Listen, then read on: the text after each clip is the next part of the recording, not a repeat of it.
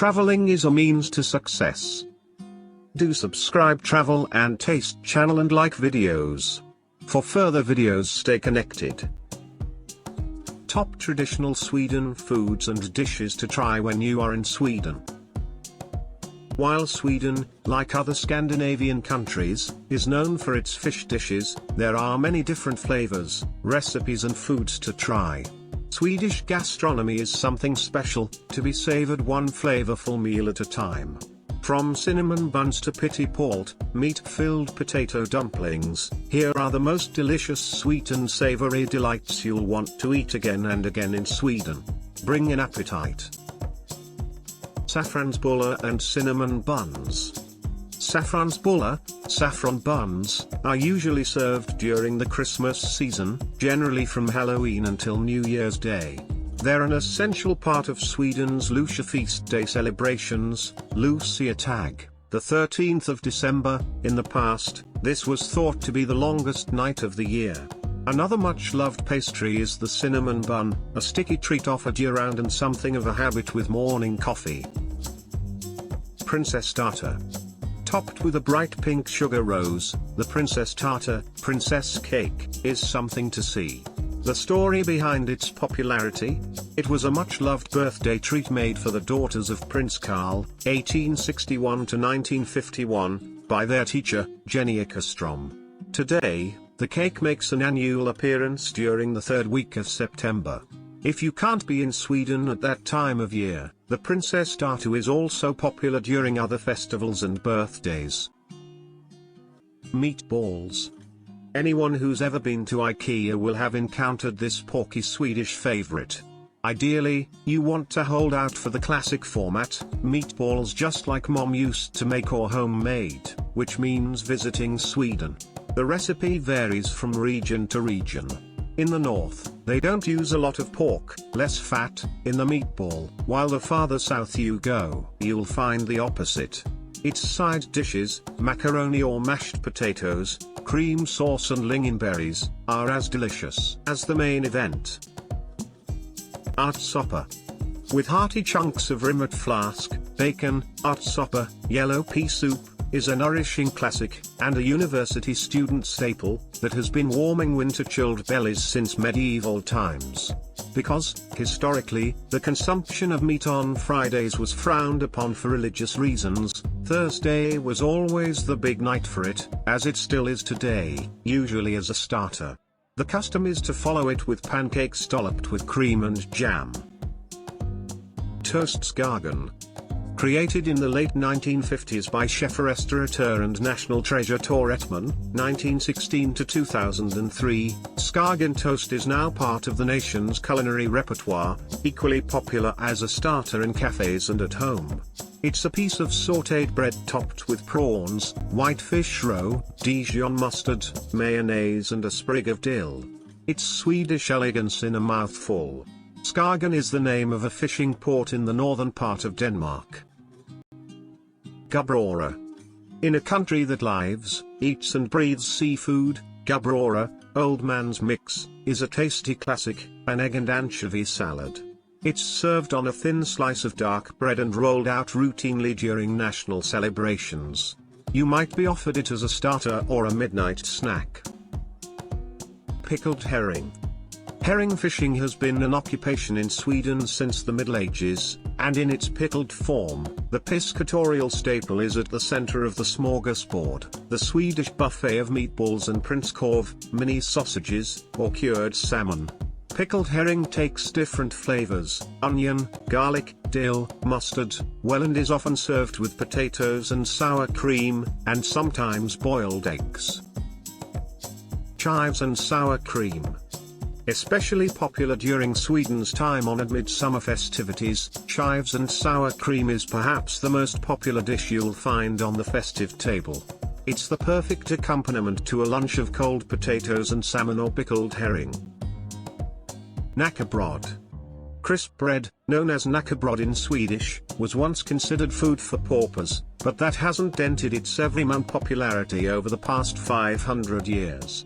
It's still one of the most common sides served alongside the main course. It can be topped with staples such as cheese and ham, but for Swedes, there's nothing quite as delicious as eating it with caviar at breakfast. Crayfish. August is the month for shellfish and, of course, crayfish, which became an upper-class favorite in the 1500s. This delicacy has been democratized down through the centuries and is now enjoyed as part of a seafood celebration nationwide in the late summer months, usually as a main course with lobster.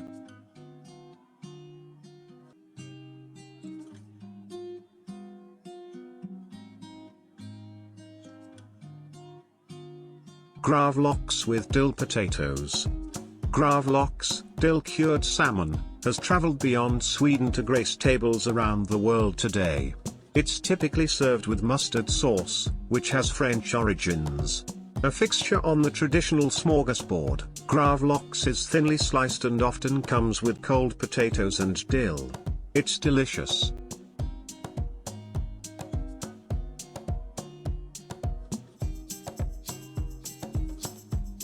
Raggmunk and lingonberries. According to Swedes, lingonberries go with everything, and raggmunk is no exception. This potato pancake is fried in butter and usually served with fried pork. It's eaten typically during the winter months. In Sweden, people prefer not to use newly harvested potatoes, but no one will judge you if they catch you tucking in at another time of the year.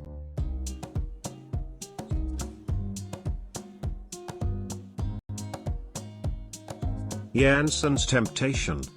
Best described as a gratin-style creamy potato and sprats casserole, Jansson's Frestelse, Jansson's Temptation, is a festive classic.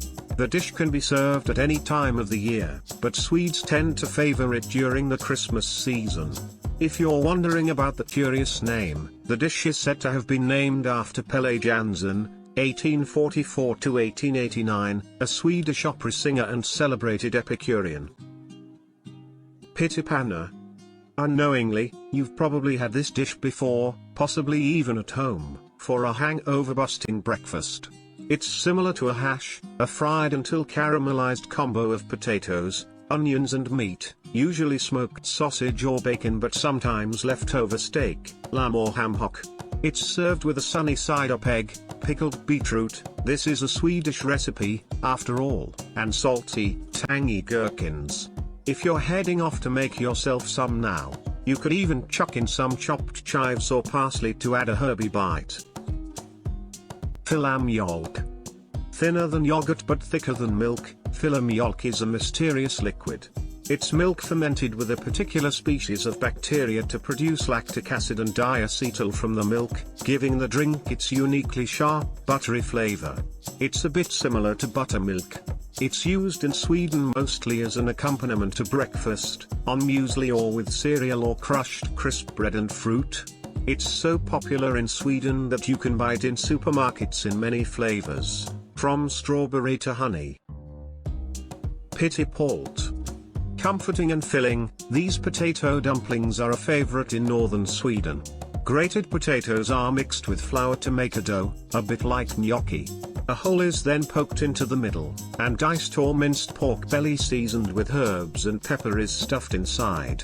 The dumplings are then boiled until they bob to the surface. They are then scooped out and served steaming hot with butter, some more salty, crunchy pork belly and sweet and tangy lingonberry jam. Flygande Jakob. One for the more adventurous cook, this dish is basically a curry casserole but with a couple of twists. The central ingredient is chicken, all fine so far. Curry powder and a dash of chili sauce add spice, while milk and cream add richness. Things go a bit off-piste when bacon gets involved, as a salty, crunchy topping. And then there are the salted peanuts, also sprinkled on top before serving. The real wildcard ingredient? Bananas, sliced and added to the chicken curry. Sweet, fruity, salty, creamy, spicy, this recipe's got a bit of everything. Kalops. A rich treat to warm the proverbial cockles, Kalops is a dish for the deep Swedish winters. Cubes of prime beef are braised with red wine, onion, garlic and carrots until soft and falling apart at the sight of a fork. In many ways, it's similar to a traditional British or French beef stew, but one key ingredient sets it apart: allspice berries. When dried, you can also use ground allspice. It comes from the same plant. These aromatic little numbers have a punchy, clove-like warmth and take the flavors up a level. Serve with boiled potatoes and slices of pickled beetroot for authenticity. Smörgåstårta. If you like cake and sandwiches, you're going to love this dish, which is basically a sandwich cake. After layers of bread, often filled with either eggs or prawns in mayonnaise, have formed the body, the whole thing is then covered with cream cheese spiked with lemon juice, then decorated. And here is where it starts to become fun. Fish roe, cucumber strips, tomato wedges arranged in star formations and olives and herbs could all come into play and adorn the outer layer. The result is a centerpiece-worthy showstopper. Stroganoff. While it shares its name with the classic Russian beef-based dish, stroganoff is a different beast of a feast altogether. Admittedly, there are certain likenesses: the piquancy of the sauce, seasoned with paprika, the cream and the onions, but that's pretty much where the similarities end. Instead of beef, this dish uses the uniquely Swedish Korv, a kind of smoked sausage, chopped tomatoes, a dollop of tomato puree and a sprinkle of chili. A swirl of single cream at the end gives it a velvety richness, and it's best served over a mound of hot, fluffy rice. Instruction before eat: check food is halal or haram. To subscribe Travel and Taste channel and like videos. For further videos, stay connected.